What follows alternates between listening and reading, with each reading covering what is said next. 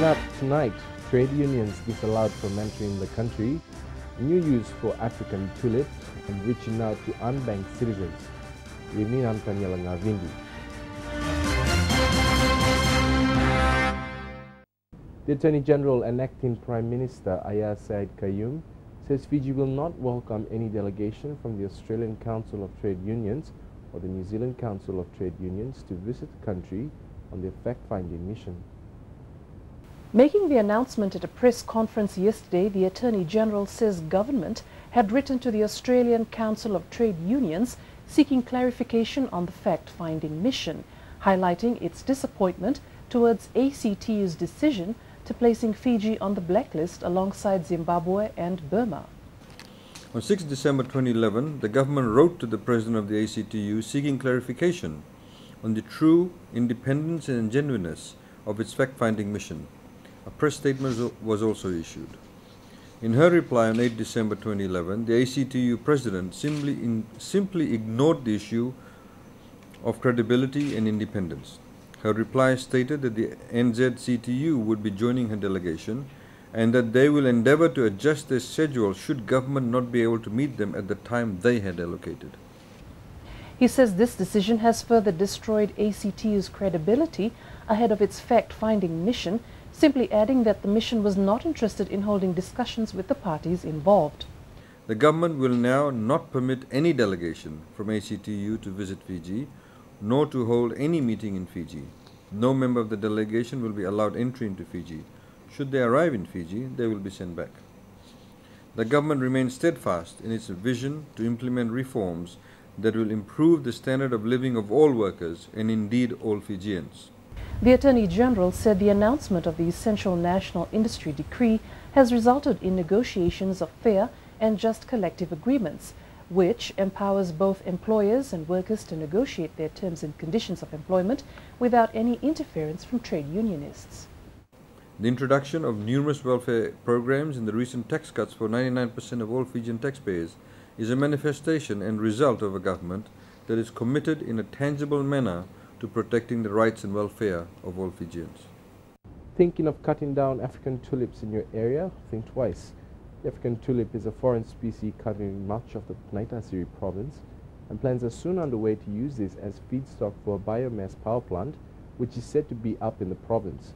The Naitasiri Provincial Council is working with Investment Fiji to secure an investor to set up this biomass power plant. The plant will be used to generate electricity in the area, supporting government's vision in producing electricity from renewable energy. Naitasiri Provincial Council Chairman Ratusolo Mbwase Rao said a proposal had already been put forward to the government. According to the Investment Fiji Chief Executive Ravuni Uluilakemba, it is hard to get rid of this plant species, so an alternative use had to be sought after. We see the vast number of African tulips available in Fiji, and especially in Naitasiri province. The project depends on the strength of of African tulip, in order that it can meet up to the level of heating capacity that is required. So there has been talk of merging and working together with Wai, again one of the indigenous. I think the characteristics of this project, we are relying heavily on the Ministry of Forest, the way that they can help us to provide the characteristics of, especially the heating element when you combine African tulip with Wai or even other indigenous forests. The power plant is seen as a way of utilizing these unwanted plants in the area. Ulilakemba has reaffirmed that they are looking for foreign investors to help in setting up the power plant. What we are doing is that basically to look at the feasibility study and work with the Ministry of Forest. And I think the way that for those that will come in to produce this, the Naitasiri province, we will need to work side by side with electricity FEA in the way that if they are going to go with that, then an agreement, an independent power producer or agreement that we will need to set up with FEA along that line. More than 100 staff of the Judicial Department were recognized by management for upholding and improving the delivery quality services to members of the public at the Judicial Awards night last night. The awards is a first of its kind for the Judicial Department in recognizing the targets and achievements met by individuals and sections within the department in uplifting and raising the standard of service delivery to members of the public. Attorney General Ayaz Said Qayyum commended the staff for their hard work, acknowledging their contributions made during the year. What it does say to you, amongst other things, is that you all need to be proud of what you're doing.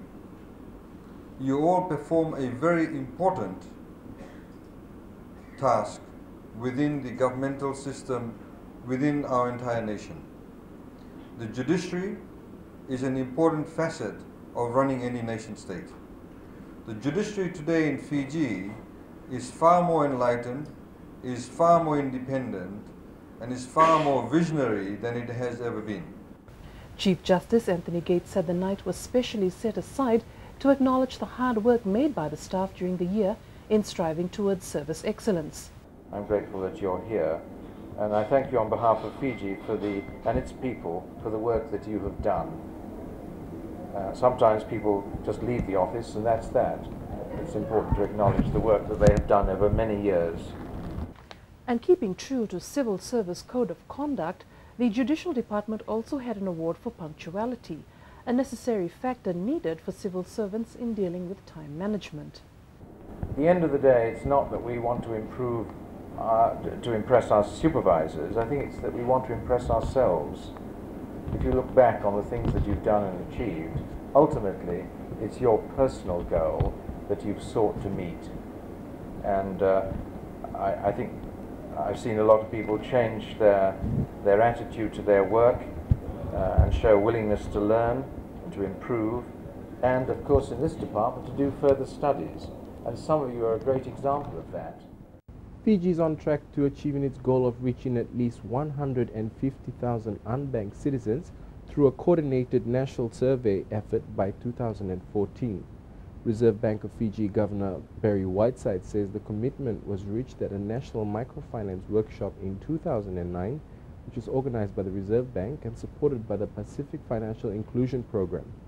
The need to reach unbanked citizens is part of government development plans to provide financial services to those that have never accessed this resource.